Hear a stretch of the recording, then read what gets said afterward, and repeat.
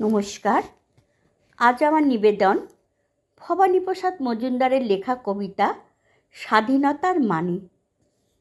যে ছেলেটা বস্তা কাঁধে কাগজ কুড়ায় পাড়ায় পাড়ায়, যে ছেলেটা রোজ বাজারে মুরগি কাটে পালক ছাড়াই, যে ছেলেটা রেস্তোরাঁতে ধুচ্ছে থালা গেলাস পাটি, যে ছেলেটা সারা জীবন খায় লাথি কিল চড় চাটি, ওদের কাছে প্রশ্ন করো, ওরা কি কেউ সত্যি জানে স্বাধীনতা কাকে বলে, স্বাধীনতার সঠিক মানে?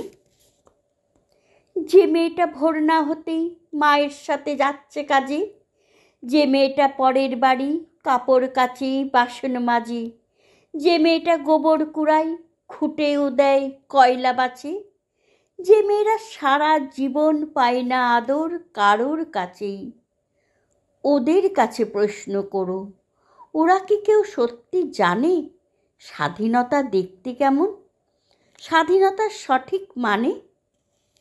যে ছেলেটা রাস্তাঘাটে করছে পালিশ পরের জুতো, যে ছেলেরা ট্রেনের হকার খাচ্ছে রোজি লোকের গুঁতো, লজেন্স খাবার বয়স যাদের করছে তারা লজেন্স ফেরি, যাদের বুকে সূর্য ওঠার গোলাপ ফোটার অনেক দেরি, ওদের কাছে প্রশ্ন করো, ওরা কি কেউ সত্যি জানে স্বাধীনতা জিনিসটা কি, স্বাধীনতার সঠিক মানে?